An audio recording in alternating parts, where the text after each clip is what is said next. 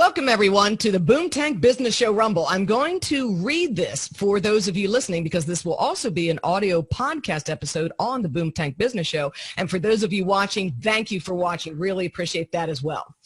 Welcome to the Boomtank Business Show for sharp female entrepreneurs and cool guys who support them. This is a special Boomtank Business Show Rumble edition, and you can see my two beautiful, wonderful guests. And for those listening, they're beautiful and wonderful. This is the second Rumble. The Rumbles feature interviews with not one, but two female business experts or cool business guy experts who support them. And there's our cool guy who supports business women. You just saw him wave. They will be sharing expertise and advice in a variety of business fields and personal leadership information as well. The Rumbles will appear on video and the audio podcast, as I just said. You can catch all Boomtank Business Show episodes on iTunes, Stitcher, Google Play, and TuneIn Radio. You can watch the video recordings on Facebook.com/The Boomtank. That's the business page, or on YouTube at YouTube.com/C/Boomtank. Thanks very much for tuning in. This is a show about building your business and your personal development. Why personal development? Because your personal growth is the biggest key to your business success. Guests, please say absolutely. Absolutely. Say it again, please. Absolutely. Awesome. Wonderful. I am your show host, Carolyn Cole, founder and business owner of Boomtank.com. I was a Fortune 100 and Fortune 200 company senior trial attorney for nearly 2 decades. I did the big jury trials. Now I make the case on behalf of your business dreams. That's the deal there. How do you like that introduction, my guest? I think that's a great introduction, especially the part. Vanessa's taking the fifth. Thank you, Vanessa. No, that was killer. That's kidding. Awesome. Yeah. How do you put so much goodness into a little intro, you know? Oh, you're so sweet. Thank you. Remember, visibility is the lifeblood of your business. Get seen, get heard now. Boomtank.com. And speaking of visible, here are my two wonderful guests. I'm so excited you said yes to the show, and I'm honored for your presence today. Welcome. Thank you. Thank you for having me. It's great to be on this show. Paul was going to say something else. What were you going to say? Well, earlier I was going to say that I love the intro because there's so much energy in it, and it really sets the stage. You're such a sweetie. Thank you both very much. Let me introduce my guests, and please add, delete, fill in, whatever this is. Paul wrote his introduction. Vanessa is still writing her intro because she is just big stuff all over the place, as is Paul. Vanessa Rende. And here's the story with Vanessa. Vanessa has 2 parts to her business, which is very exciting. She has been a premier business development consultant / expert for 12 years. I'll let her explain that. She also has a personal development brand, which deals with personal leadership, leading your life, taking you to your greatness. Pretty cool stuff, kind of the Tony Robbins business piece all wrapped up in one, and it can be separated. I'm going to let her explain that. Was that fair enough, Vanessa? Was that good? Yes, it was. Thank you. Okay, so you fill in the deal there. But that's what's really neat. She has the whole business piece dealing with 6-figure businesses and larger. Then she can completely separate it for those who are not in business and deal with the whole personal development, personal leadership aspect and the psychology behind that and the expertise. I'm just fascinated by that. So we're going to talk. Pol Cousineau, welcome to the show. Friend number 2. Okay. Paul's very humble. He wrote his introduction. I would have written it entirely differently. Actually, for both of you, I would have just done something else. So we might have to come back again someday. Let me both, all right? All right, but here's what we've got. Paul is a digital marketer, certified planner, and a founder of the Digital Navigator. So please check that out at digitalnavigator.com. Vanessa, we'll do your website again at the end, but what is your website for the people? We'll cover that now. It's VanessaRende.com.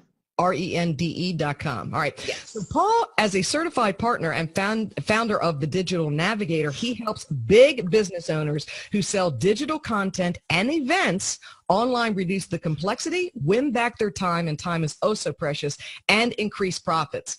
When selling online, it can get like spaghetti, says Paul, with all the tools needed. He says it is like having to create the ingredients from scratch for every cake you bake. That's very interesting, Paul, and very true. His blend of marketing strategy and done-for-you technology services help business owners get rid of the spaghetti and create a bakery that runs on automation for you. And he says bakery, but you actually you don't work with any bakeries, do you, Paul? No, that's a way of explaining it more simply. But because you do very complex things, and I'm going to let you tell them because they're going to be blown away by the work that you actually do for the bigger players. Anyway, big bakery, big business. That's Paul. You're very modest, Paul. Welcome to the show. I'm thrilled to have you both. Thank you. Thank you. It's an honor. All right. No bowing necessary. This is so funny. All right. All three of us are corporate exits. We're expats, right? We have left the corporate thing. We have done it. Let's go through tracing for you. We'll start with Vanessa and we'll alternate questions. Okay. So let's go into the backstory. Vanessa, give us quickly, if you can, your backstory leading you to where you are now, the corporate piece, and then the jump, and then the re-jump. Okay. So let's go. Yeah. All right. Quickly. So my background is in corporate consulting, meaning I was a consultant, but I was in the corporate world. I dealt with mortgage-backed securities, Wall Street, the government, Federal Reserve, FDIC, a lot of different GSCs is what they're called, government-sponsored entities. And then I dealt in that world also internationally because some of my clients had portfolios in different places like, Puerto Rico, Canada, Spain, Mexico, that kind of thing. I've always been an entrepreneur at heart, right? Like I've been like working at the flea market since I was 9, but I never did it full time, right up until my first son was born. And my little bubble popped. My false sense of freedom from traveling all over the world and working as a remote consultant now came to a decision having to be made, and me having to report to a cubicle every morning from the lovely Denver. But it was the reality check that I needed, having my first son, being 27 years old. I didn't want to do that. I didn't want to check in, check out. I would still get to travel, but it wasn't going to be the same. And I decided to believe in myself, and probably that was the hardest thing I've ever done, to let go of my beautiful paycheck and bonus and American Express and all that great, amazing stuff that I had been used to doing as a consultant. But it took me about a year, and I stayed in that niche, helping finance professionals, Wall Street investors, SVPs, VPs of just big entities, just to name a few of some of them that I've worked with, JP, Morgan Stanley, Deutsche Bank. A lot of those people I worked a lot with all over the world, actually. And I was able to get a client after the first year. After the first year, I launched myself. I did everything myself. I was one of those solopreneurs that thought that they knew it all. I didn't get a mentor. I didn't get any help aside from just, admin kind of stuff. And within 60 days, I had my first client. It's a $100,000 contract. Within that year, I was multiple 6 figures, but right about the 1.5-year mark, I filed for divorce from my son's father. And I went through some big personal stuff, domestic violence, a lot of just shrinking in myself and going through that process and kind of feeling like a failure, and kind of like, it was kind of like my quarter life crisis, but I was already over 25. It was kind of like, what am I going to do now with my life kind of thing. And the first thing I did was sabotage myself by closing down my business. And because I didn't have a support system, I didn't have good connections, mentorship, I allowed myself to shrink into that and to stay there for a couple years. I did odd things in real estate and mortgages and different things way beneath my capability and experience. And finally, in 2015, I had the itch that, I went through all of this for a reason, and that's obviously the short version. I tell people when I write my book, like, I'm probably going to get offers for a movie. They're probably going to be like, you should make this into a soap opera at the very least, right? Because the roller coaster has just been amazing, and I'm grateful for it now, and I honor all of it now, even the hard times, because in that moment in 2015, I realized that that I was meant to do great things, and that I was meant to share that story, as uncomfortable and afraid as I was, to share that story and to share my expertise and to put myself out there to even live stream, right? That's a different conversation. But I decided that message was bigger than my fear, and that everything I had gone through, and that there was no way I was going to go through all of that and survive and not show other people that there's always a light at the end of the tunnel. There's always a way to accept responsibility for where you're at, even when stuff happens, and still be great and still be whoever it is you want to be and do whatever it is you want to do. And that's the inspiration that sparked me to come back into online entrepreneurship, or into entrepreneurship, period. I started with the online space again, and from there, I just quickly started finding my true message. You know, I hit a little bit at the beginning. I still shrunk. I did Facebook ads and little random graphics. Like I said, I know a lot about a lot of things, but my genius is really in just helping people, you know, get unstuck. I have like a sixth sense of being able to hear what people don't say, and the same goes for business. In all my years of so many different consulting things, it was a lot of listening and asking the right questions and finding the gaps, right? And whether that stemmed from a strategy point or from a leadership point, just bridging that gap from where you are and where you want to be. I realized that I'm really good at that. So, and you know, a lot of us get stuck. You don't have to go through necessarily divorce or illness or anything. A lot of us just get to that point in life where we feel stuck, where we feel like we're meant to do something better, but we don't know what else to do to get there, right? And that was my calling to come back. So I've been back full strong since then, doing this full time. I'm, you know, since remarried, I became a mom again. I have a 2-year-old now as well. And like I said, I just honor every step of that. And that's the short version of why what I do is so complex and just so amazingly inspiring to me, because of that story that I have to tell and how difficult it's been for me. If I can do it, anybody can do it. I love that. Thank you for sharing. And so that people know, Vanessa, one of her clients is a big deal in Slovenia and has even shared the stage with Gary Vee. So you're working with offline, online personalities. It's really a global thing for you at this point, correct? Yes. It happened very quickly, and it's been amazing. But yes, that's where my genius is. So it's so incredible when you take action, you know, things start to happen for you. And we talked in the pre-chat, and we're going to come back to that a big piece of that was you connecting back to people, building your power connections, building that people universe again. So we want to hang on to that point because it's huge. Paul, tell us about you. What's happening here? Your backstory. Well, my backstory is I started off as a CPA and an auditor working for a Big Four accounting firm. And I thought that was a really great career. I was driven by the money.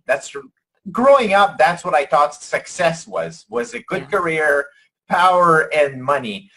And I had the quarter life crisis. So Vanessa referred a little bit about that crisis situation. And it was so strong that I couldn't function normally in society anymore. I actually had started developing forms of agoraphobia and fear of people. I couldn't walk outside after 5 p.m. without shaking. I couldn't touch anything anymore. And I realized there's something really wrong here, and I need to take a strong, decisive action to correct that.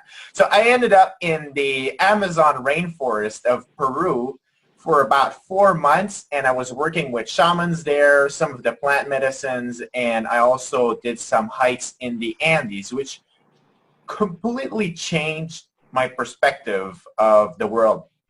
And this is something that is very important. I feel that as you might be listening, you have this context, and changing your context can bring a radical form of energy or life or excitement in your life, and doesn't have to be going into the Amazon. That can just be visiting a nearby town that you normally don't go to, or going on a trip, or it could be reading a book that you would never have read. But really changing that context, I feel, is so important. It was pivotal in my own journey.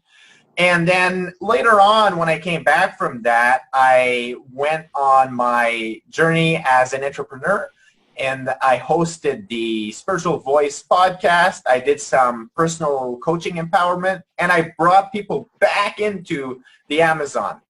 Now, that was a crazy decision because I realized that things quickly got intense when you lead a group of people in that type of journey. And I got married last year, which for me is a true blessing. I moved from Canada into the United States because I was from Quebec originally.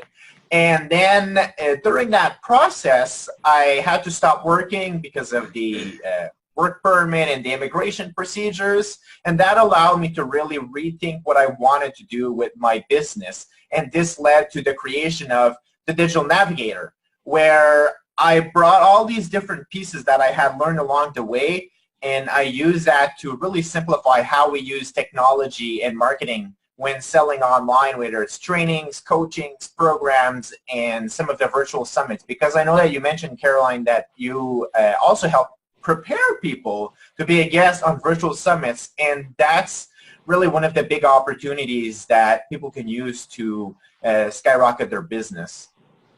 And we'll talk about that in a moment. And I want to correct myself. Paul sent me a nice little Zoom PM that said, not digital marketer, I'm a digital marketer certified planner. Is that the correct term? No, partner, certified partner. You said planner earlier, and I'm like, oh no, I guess I am a digital marketer planner, but but I'm a partner with digital marketer. All right, so here we go. And you know what? I'm probably going to leave that in. I was telling them earlier that I'm Carolyn Scissorhands when it comes to editing my own shows, but we're going to leave that in. So digital marketer certified partner. Have we got it? Yes, we have it. All right, tell the folks, please, what it is you actually do, because you have created a new science. There is no one else doing what you're doing right now, and you're doing it with some really big names online. What is it you do? Well, I try to explain it very simply because that's really the challenge. So what I do is that I can whiteboard a marketing strategy and what you're really trying to achieve with your business. And then we take all of the technology. So you might have bought several software, whether it's to send automatic emails, creating landing pages, send tailored messages to people, track them, whatever that is. But I'm sure that if you think right now, there's probably several marketing software that you might have been using. So we take all that and then we say, look, let's agree on the whiteboard and we can take care of implementing that.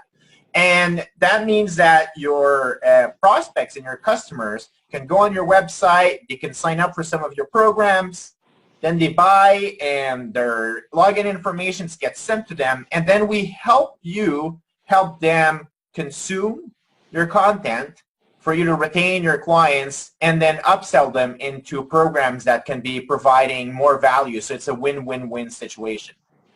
Okay, and you don't have to give us the names or the details, but give us just the scope of the biggest project that you're working on now so people understand that, because a lot of people are hearing the whole big stuff we're going to be talking about. I don't know that it's for the first time, but they don't hear it enough. So I want them to, as we said earlier in the pre-chat, get out of Dixie cups, get out of ponds, and start glimpsing oceans, right? Because that's where we're going to find the bigger us to serve people. So tell us the biggest thing that you're working on now as best you can without divulging too much. It is virtual summits where you gather about 20 to 30 experts, and then you speak about a specific topic, and everyone brings in their audiences to that. So with one of the last projects that we did, and we're doing a next iteration of it, we had about 10,000 attendees show up for that virtual summit where they can watch the presentations.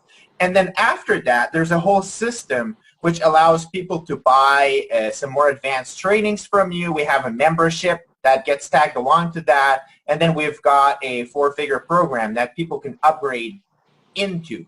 But we really map out the whole journey so that that feels like a normal human experience and you're not just trying to shove products down their throat. Right, because, and we've discussed this pre-chat, all of that is no longer working. You know, just these $23, just whatevers, and just treating people like cattle and numbers, it's not happening anymore, and you're bringing in the human side, and you both talked about that. So let's get into some actual questions here.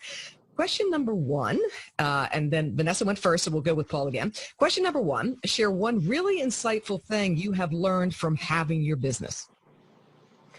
Well, I'll go back to the relational aspect of it. And I find that there's so much that's happening now with technology, and everyone are trying to have the next new widget, the next new gizmo, and they're really over-complex. They're making business more complex than it needs to, and it doesn't make any sense. So a lot of the times I could be talking with my clients, and then I would role play what they're actually writing or proposing, as if it was an interaction at a cocktail.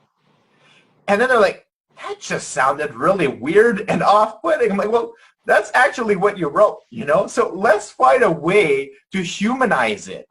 And really, like online, people are trying to think, well, how am I going to make this like 15-step process, right? It gets like really convoluted. And I'm going to say, well, I found that I just say, do you want to talk? And that works really, really well. I mean, we have a live chat on our website. And then when people start asking questions, I'm like, well, why don't we jump on a call? And they're like, great. And then that builds the relationships, because we don't want to interact with more machines. I mean, look at how everyone are using their smartphones all the time and their computers and all that. We're looking for connection. And it's weird. I want to get Vanessa to address this as well. What is really strange is how all of that has been processed. It's been processed as mutually exclusive, such as I either have technology or I have people connection. I don't know where that big wall went up. That is insane. You can have both. And the reality is business is about people, and you have to start having those conversations in the face-to-face. That's the whole zen of it. Vanessa, what do you say? What is one important thing you've learned from your business? One important thing I've learned from my business after coming back and really doing this full-time head-on the right way is I'd have to take it back to discipline. For me, that's the word that came up when you first said that question. And when I say that word, it's not, it ties into so many different things. I feel like we are trying not to be mean, but there's a lot of people online that say they know how to do stuff that they don't know how to do.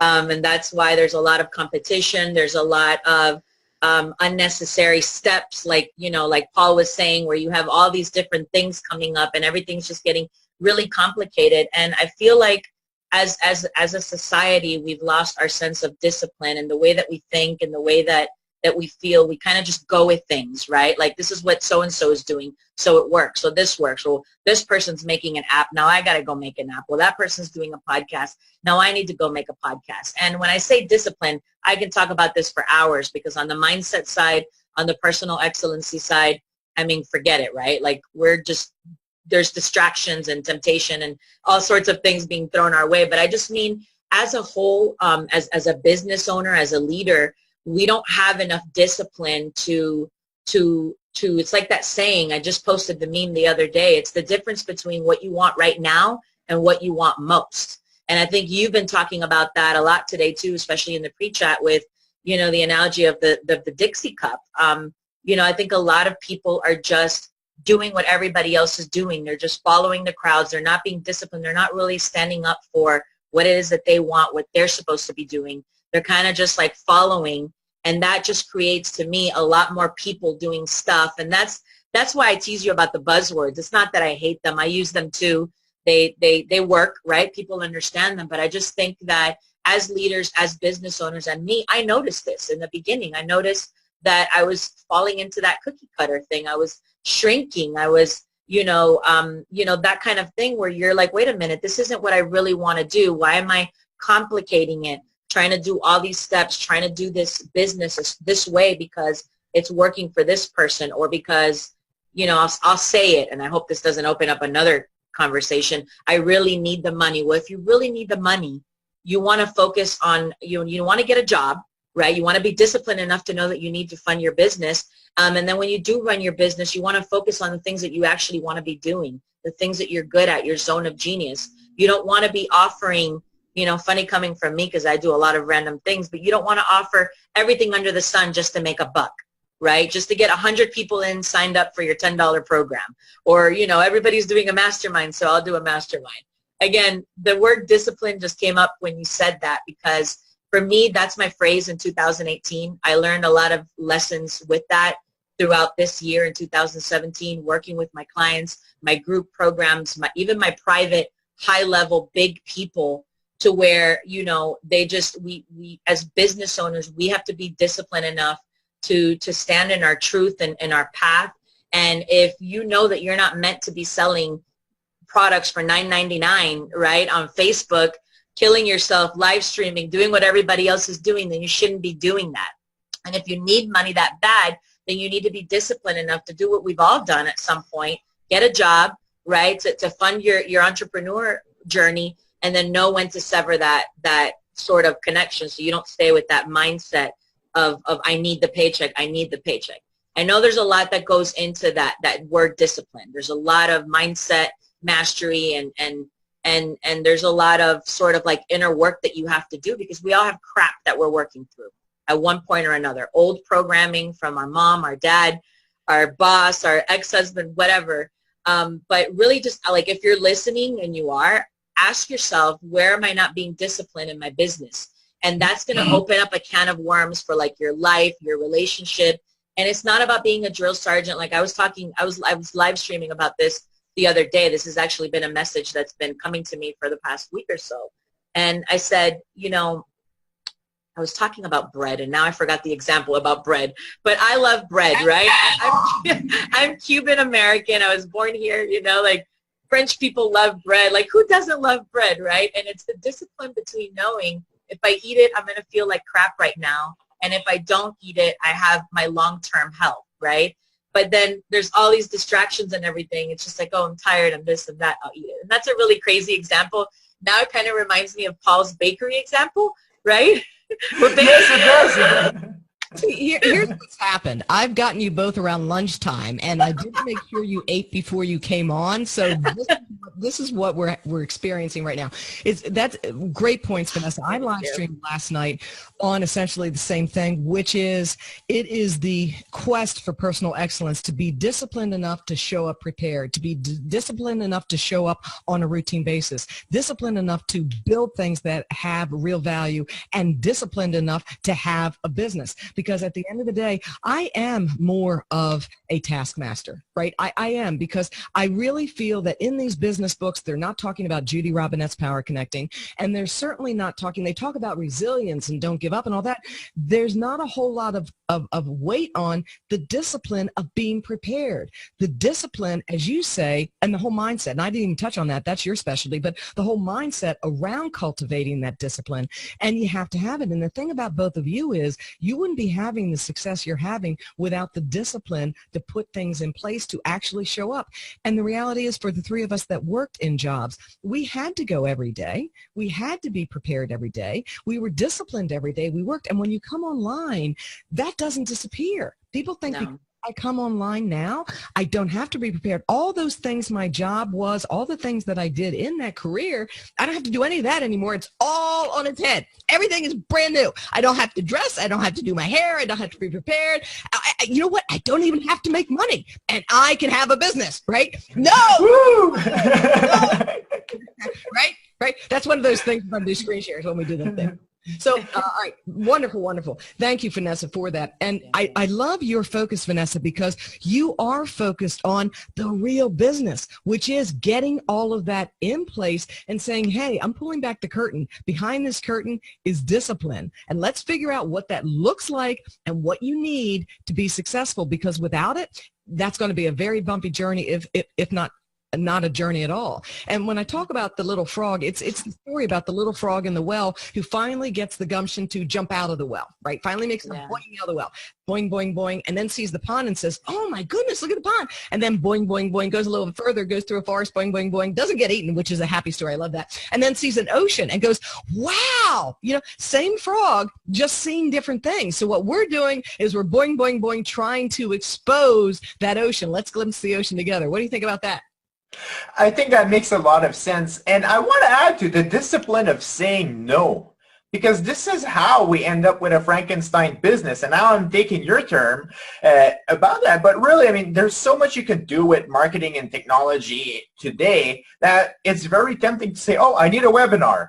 I need a new ebook now. I need a lead magnet. I need a $47 product. I need this weird quiz software. I need to make a contest. And what happens is that if we say yes to all of that, then we lose all of our energy, and our business doesn't make any more sense. It's like right now, if you think about it, your brain, right, controls your body. And I could say, hey, I'm going to give you an extra leg. That might sound very appealing until you realize that you don't know how to walk with 3 legs. So now you're handicapped for the next few years until you learn to do that. And when we say yes to everything, well, that's what's happening, is that we're actually slowing down our progress because that wasn't part of the plan. That's not on that whiteboard that we drew, and we need the discipline to say no, not go places that are not going to help us. Well, it seems counterintuitive, but sometimes it can be very simple. So for me, I mean, I still have clients that send me a check. And I'm like, hey, that's like really simple. Here's my address. Send me the money, and then that'll work. I don't pay any transaction fees for that. It's all solved. And I think that a lot of times it goes back to this. Like, well, why are we making it overly complex? You know, like there's, they talk about the bots now for chatting where you can have a whole series of pre-configured questions and it sorts out. That's really wonderful, and I've seen some great case studies. But maybe that's not going to advance your business the most. Maybe you just need a way for someone to send you a message, and they say, well, let's just talk like normal human beings, have the conversation, and then send me a check. See, what I love about that point is this, that really successful business people, successful business people will tell you it's about the human connection. It's about keeping it as simple as you can. It is about, at the end of the day, having something of value and selling it. The true blue technology people really in the technology space that love technology will tell you, no, technology is the answer to that, right? And you have to decide what's the answer. Is the answer all technology, like technology people say, because they're looking for human substitution. That's the whole zen behind technology, is taking out human factors and making things easier and better and faster that humans can't do, making everything more efficient? Or is it the time-tested business models of connection, having value, and conveying it? Right? And it's so funny you say that, because I was talking with somebody yesterday who received an enormous check in the mail for the services, right? Simple, right? Yes. And I say both are right. You need technology and you need the human relationship. That's why you need to strategize first and determine which dosage, right? Where is the relationship happening and where are you going to use the technology? Okay, gang, we're going to have to really move it now. Oh my gosh, yeah.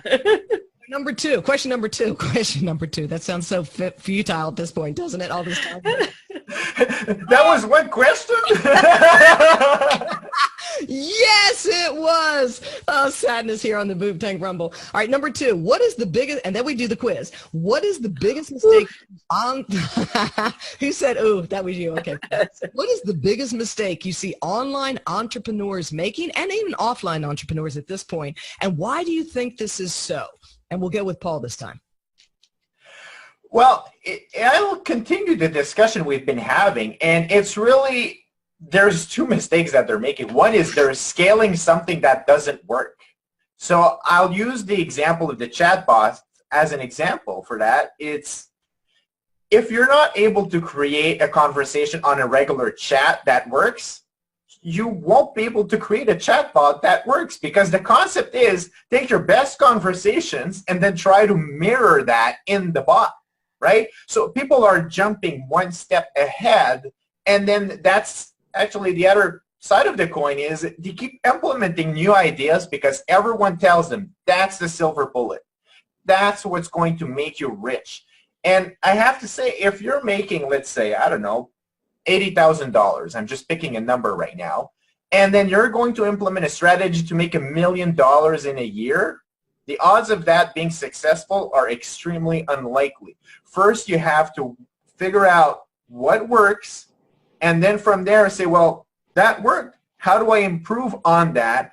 And don't change it completely. Like I've seen so many businesses, they have something that works, and then they abandon ship to go for the next best thing, and now they lose tons of money. I'm like, why did you drop the foundation of your business? It's like if you have a successful Indian restaurant, well, you're not going to convert it into a gym once you start making money.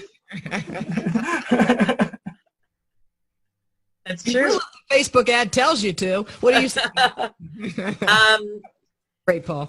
I had the answer a minute ago. I feel like the biggest mistake that entrepreneurs online and offline are making is that they're not investing in themselves enough. You know, me as a perfect example, I closed down a multiple six-figure business. Yes, a coach or a mentor wouldn't have stopped me from going through what I went through, because I was meant to go through that, but they could have shed some light on my business situation, and I wouldn't have closed down such a meaningful path that I was on. And for a lot of entrepreneurs, that I think, you know, offline and online, that's really the turning point. The point is that you're trying to figure it all out yourself. You're building your business on a house of cards because you don't have the guidance and the mentorship. And then instead of going right to the source and getting the guidance, the support, the accountability, you're coming out, like Paul said, for the next biggest, sexiest thing. It's just like, oh, there it is. And then when that doesn't work, you're just constantly restarting, and then your business doesn't make money for a couple of years because you didn't invest in yourself. And I can talk about that for, ever too, because that goes back to us, how we feel and how we feel that we're worthy. A lot of people, I'll give you a really quick example. I have a client who decided that she was going to get a seasonal job to be able to really ramp up her business in 2018. And she hired a nanny, which she didn't have before. And while the nanny was there, she would lock herself in her room and take calls for this company for 8 hours. And I said, why can't you do that for your business? Right? Because of the mentality of it, the mentality of no, I need the paycheck and I believe in the paycheck, but I don't believe in myself enough. And I think just mentorship, coaching, whatever you want to call it, there's a lot of different things to call it, but investing in yourself where you have that clarity, right? Where you're not just building something on a house of cards and then going through that emotional cycle that we all go through as humans, where you're just always feeling like you're not reaching anywhere. You're not going anywhere. I feel like that's the biggest mistake that I see, because I made it and I see it even for people that I work with. It's just like, okay, you hired me. Now you have to do the work. Now you have the accountability. Now you have somebody giving you the guidance, right? You got to shift that and believe that you can do this. And a lot of people, they think that they can. They're chasing the money, but they don't actually have the belief system to say, you know what, I'm going to do what it takes, meaning and including investing in myself to make sure that this business succeeds, because I know that it can succeed. We aren't meant to do it all alone. Like it takes a village to raise a child. It takes a village to raise an entrepreneur. It's that human connection. You need that support. All right, we have the Boomtank Rumble now, gang. It's the Rumble quiz. We do the quiz. You ready? Uh-oh. Yes. Okay, so that the audience knows, the guest today, this is open book. They have the answers to the questions ahead of time, right? And we're going to see if we get a winner at the end. So no pressure, but there is pressure to get right, because if you don't get it right, I can't edit that out in good conscience. I have to leave it in. You ready? Boomtank Rumble quiz. Yes. The first Rumble question is going to go to Paul. Paul, how much global private wealth, according to Power Connector Judy Robinette, exists globally in the world today? There's $369 trillion. Wow. How does that figure strike you both? Just really quickly, what do you think when you think that is wealth that is out there to be tapped? $369 trillion. And there's a method to what this quiz is about. But what do you think about that? Isn't that staggering to you? I'm trying to visualize the zeros. I'm trying. That's what I was going to say too, because I'm actually a CPA and I don't even know how to write that. Well said. Let's move along fast, shall we? And we'll tie that Rumble quiz question into another one, and we'll land that plane for you. Number 3, how should entrepreneurs view the F word, if you even use the F word, failure? And what is its importance in successful businesses? Let me get myself out of the sun. There we go. Well, do I take that one? Yeah, I'll take that one. So it's about failing forward. And it's really learning from what you consider a failure and then seeing how can you leverage that. It's really a secret ingredient to your success. And I mean, it's funny because we also have this baking theme going on. And my brother says every time he tries a new recipe, because he's also a chef, he says, I fail the first cake or the first, whatever he's making, so that he knows how to make it after. And I think it's the same thing for entrepreneurs. Yeah. Wonderful. Yeah. Vanessa, what do you say? Yeah, my short and sweet is right along the lines of what Paul said. I feel like, there's a difference between failing and giving up. If you look at everybody that you admire, that inspires you, that motivates you, anyone that you've ever modeled after, whatever, they've all failed at one point or another. There isn't one person that you look up to right now that has not failed or learned a lesson. The only difference is that they got to where they're at because they didn't give up. So I always ask people and myself, did I really fail at this, or am I just giving up? And a lot of the times the answer is that you're giving up and you just need to get back up and keep trying. And that's been since the beginning of time, and that's true for the 3 of us on this Rumble right now. Well said. Number 4, what has you both curious in the business space, personal development space, whatever today? Vanessa, we'll start with you. Yeah, I'm curious about taking my expertise and my passion for psychology, and I'm going to be, I've already been studying neuro-linguistic programming for a while, but I'm going to actually be getting that certification. So I have the title now.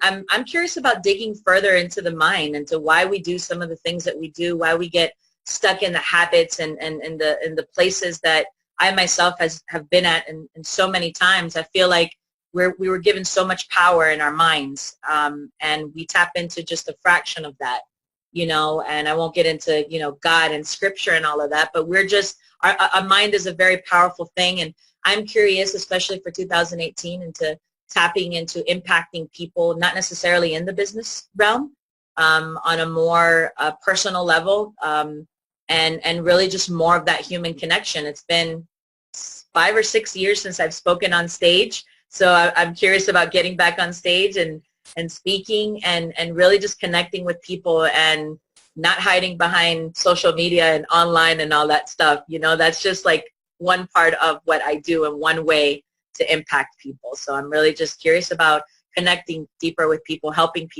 more people. I guess you could say that. I love that. What just shot through my brain when you were talking about it is that we have all this technology that can now even see past the black holes in space. I mean, it's insane, the technology. It's crazy. But we still haven't developed the technology to fix our subconscious, to fix our mindset, to make us happy, to make us joyful, because ultimately that is the divine journey that technology can't touch. And it is when you land there that your ultimate success personally and business-wise, that's where it rests. So keep looking at technology for the solution. The bottom line is technology can't solve that piece, and that's the biggest piece you need to be happy and successful. So well done. Absolutely. Yeah, it's really interesting. Paul, what do you say? What has you curious? And don't say the Boomtank Rumble. Well, it does have me curious, but really, for me, it's how we can use technology to be more human and relational. So whether that is personalizing messages online, but to actually then get into conversations. It's like the shotgun approach, I don't think works anymore. We've talked about bots and messenger bots, which is kind of weird because I didn't think we would go there. But we have all these different tools, and then it's saying, how can we use that to make it an extension of normal human interaction rather than replacing it? And there's a big difference between those two. And I would say even now, like if you're listening, it's like, consider how are you using technology in your life? Whether that's from your phone or a piece of software, your television, or somehow your oven, and you can figure that one out. But how are you using it to, is it helping you enrich your human interactions, or is it alienating you from that? Yeah, and I think that's what I noticed, the difference between you, and we just met through this, is that where most people are focused on technology, it's kind of like that just to eliminate, like faster, harder, microwave society, whereas you're like the complete opposite of your competitors, and you're trying to use technology to enhance that human connection, not replace it, which is exactly what you just said, probably verbatim. So that's really cool. Just an observation from someone that just met Paul today and is rumbling with him. The thing is that let's use this technology, as you just said, to bring us together, right? Not to create the wall, to bring us together. And that's where the success is. It's all right. Next question. Oh, it's not even a question. It is the Rumble quiz question number 2. You ready? Ready to Vanessa? What is this? All right. Rumble quiz question 2. And this one comes to Vanessa. Now, Vanessa has a little bit harder. It has 2 answers to it. Are you ready? Yes. Okay, it's right now it's Paul 1-0. Okay. Current world population is estimated to be how many billion people? 7.6 billion. Oh, excellent. And the chances of people listening now finding people to help with their business and people they can help is blank. Excellent. Hey, wonderful. We now have a tie. It is 1-1, and we'll have a tiebreaker at the end to see who the winner is. Very good. What do you think of that perspective, that there is the $369 trillion, that there's 7.6 billion people on the planet, and with technology, again, it has never been a better time to get your purpose on the planet sorted, get your life's work out there. If it's tied up with business because you want a full cup, and from a full cup. You can pour into causes you want, or you can help other people fill their cup. What is your whole take on those things? Because again, we're trying to get from Dixie cup to glimpsing the ocean here. I want people, when they get so trapped in, oh my gosh, with shopping cart, to step back and say, oh my gosh, I shouldn't even be thinking about these things. I should be thinking about the 7.6 billion people, $369 trillion in global private wealth that can help fund anybody's dream to make the world a better place. Whatever it is, start thinking bigger. What do you think about those statistics? That's why they're on the Rumble. What do you think? We'll start with Vanessa. What do you think? I think it's crazy. It makes me want to start saying, don't tell me that you can't live your passion. Don't tell me that you can't find the time, find the way to do it. Don't tell me that you can't keep going just because you made a mistake, or you started over, or you stopped for a few years like I did. I almost feel like just don't, look at the numbers, right? Like, it's beyond the 2 billion people on Facebook. It's beyond all the people on all the other social media. Social media is just a little part of it. The internet is just supposed to be a part of it that enhances it, that sort of extends it, right? But look at all the possibility. Those are 7.6 billion opportunities is what they are. For you to get your stuff together and do whatever it is you say you want to do, because the only thing holding you back is you. That's what I want to say. And everybody's a little light, a little bacon, looking for connection. That's 7.6 billion. How can you not have a network of people? Go find them. They're looking for you too. Paul, what do you think of those statistics? And these come from Judy Robinette. This is her Power Talk, and it's in her book. Well, I think this gives you the opportunity to specialize and then really have a higher value to what you're offering. A lot of people say, oh, I don't know if I niche down. Maybe I won't find people that will be interested in my specialty area. Well, even 1% of 7.6 billion is a lot of people. So by specializing, you still have a massive pool of people that you can reach. And now you have exactly what those people need. And I think that this is what will give you a strong business. This is what will open up more opportunities. And then because you're that specialist, you can also build your network. And then when you're not the right person, that's okay. You can refer to someone in your network, and they'll do the same for you. This opens up massive collaboration opportunities. And I'm glad we talked about this pre-chat, and Vanessa, you and I talked about this separately. Collaboration, joint venturing, women don't do it enough. Men do it so much better. Regardless, everybody should be right now. It just expedites your growth, your scaling, your visibility. This right now, what we're doing, people don't realize this is a joint venture right now. The three of us being on the show, pushing this out, talking, sharing ideas, and the people tuning in without even knowing it, they're joint venturing if they hear it and they pass the message as well, right? This is this collaboration. And how's it done? It's not, technology facilitates it, but it's not technology making the connection. It's us showing up together in this space, connecting, sharing ideas, and creating that, right? This is a creation. So I love that. All right, next, go on to the next one. Everybody with me still? How's the energy level? Let's check it. The energy level is good, but you mentioned there would be another Rumble question later. I'm like, oh, I didn't write anything else for the open book. But anyway, we'll figure that out when it comes. She's pop quizzing us. When you hear it, I think you're going to be very happy. You're going to do just fine, okay? Everybody's good. Everybody's good. Let's see what else we have here. What kinds of things are you working on now? Let's take Vanessa. What kind of things are you working on now? I think you covered this, but give us the short story on what you're working on now, and then we'll go into the final pieces of the interview. Right now, I'm working on broadening my impact. For lack of a better short and sweet term, I'm looking to help more people. I did a lot of highly discounted, just very people sort of connection, concentrated stuff at the end of this year.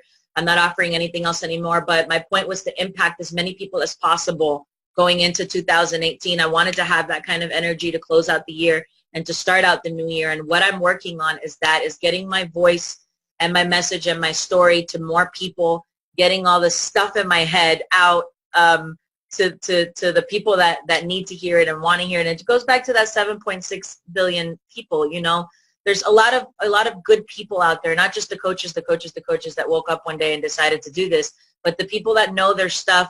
They all have similar messages. They're all trying to make a point. The difference is you, the difference is me. And that's why that connection is so important. And I think I lost my way a little bit going through the divorce and coming back into entrepreneurship and being highly successful online, where I kind of forgot for a little bit that my expertise is in that, coming from a consulting world and doing events and speaking in front of, 200 people and things like that. That's where I found my power in helping people like that. And now my message is so much more powerful.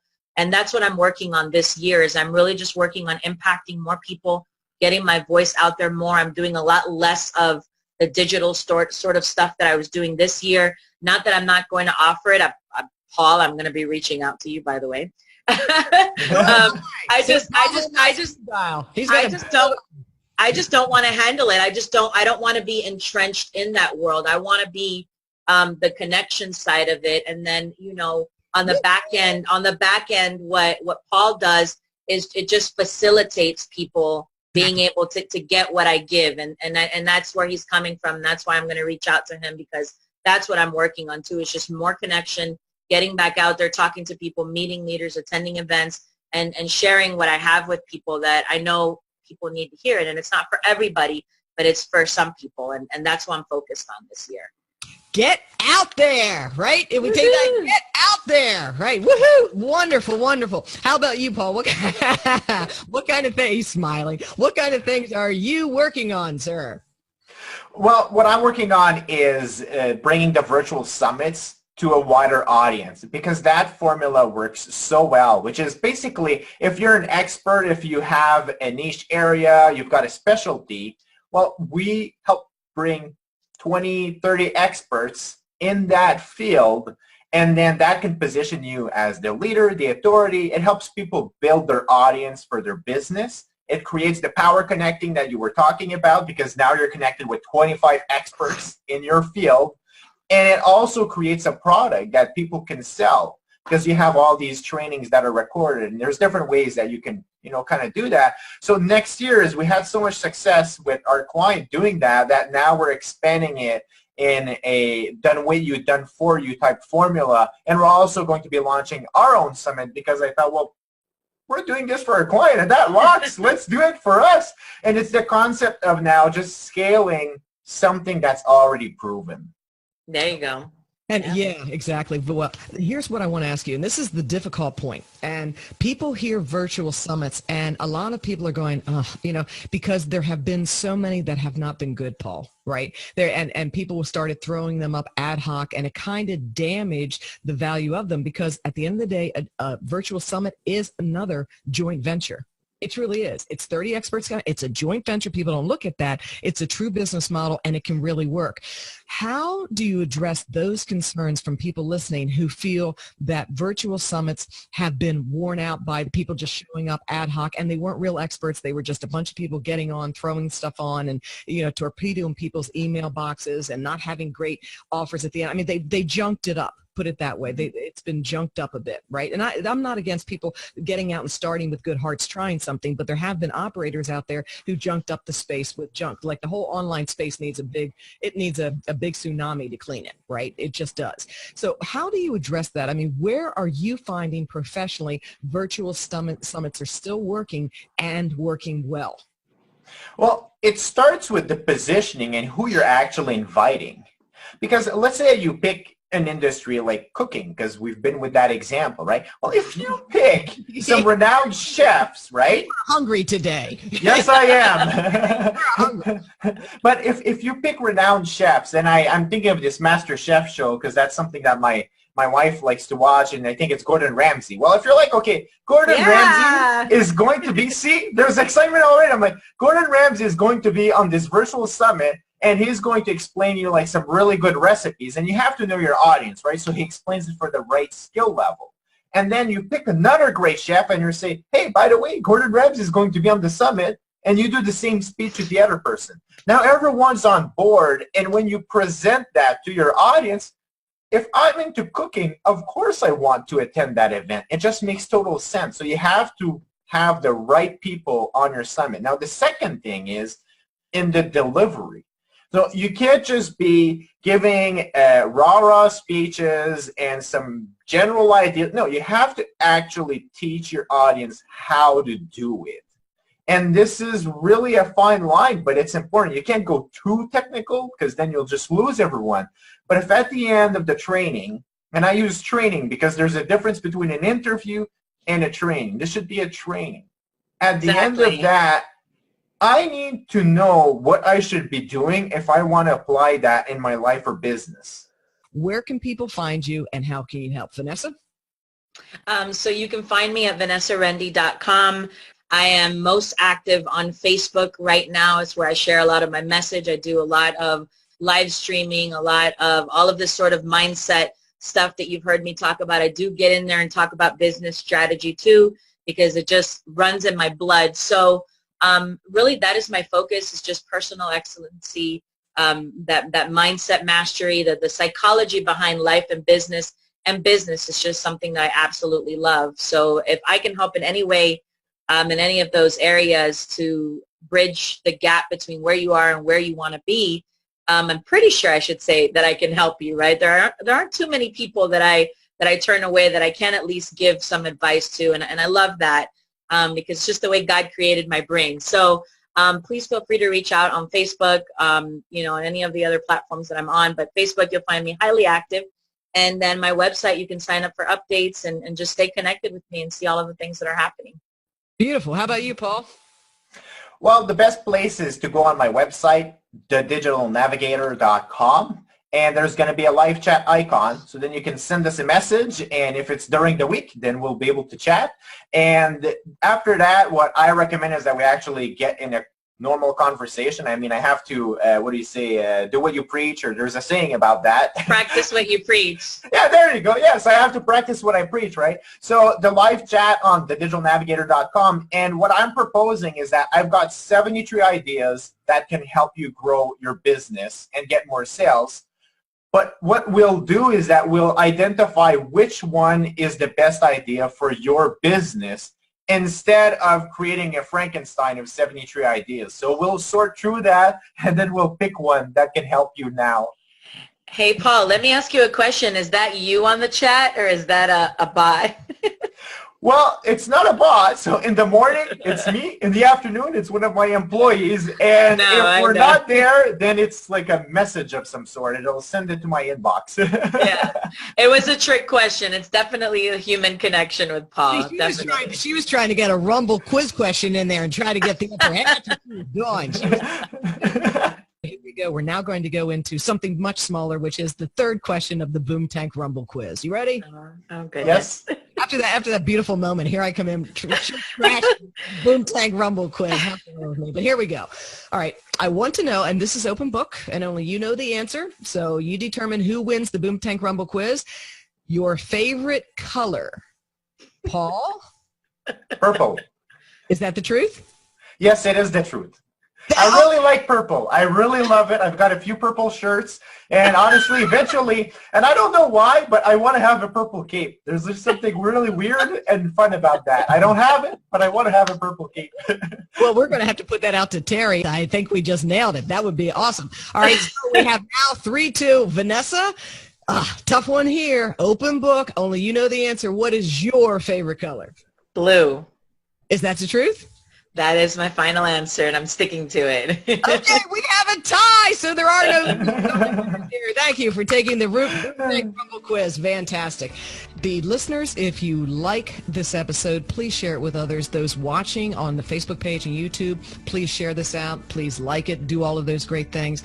I can't thank you both enough for being here. You've been absolutely terrific, and congratulations on the Boomtank Rumble quiz and going home winners. You're just proud.